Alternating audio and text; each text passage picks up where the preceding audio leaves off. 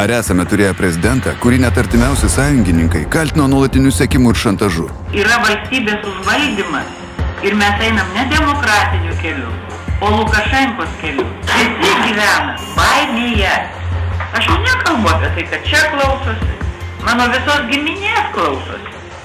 Iki mano senos motinos, kuriai yra 85 metų. Čia yra tipiškas kagebistinis metodas man baimiai varyti. Ar buvo prezidentas, kuris sumenkintų referendume išreikštą tautos nepritarimą, sakydamas: naujos atominės jėgainės nauda abejoja mažiau nei trečdalis balso teisę turinčių Lietuvos piliečių? Ar gali prezidentas kaip sovietmečiu telefono skambučių reikalauti, be tyrimų ir įrodymų susidoroti su nepatinkančiais pareigūnais? Aš komisijai pasakiau, kad man skambino prezidentė.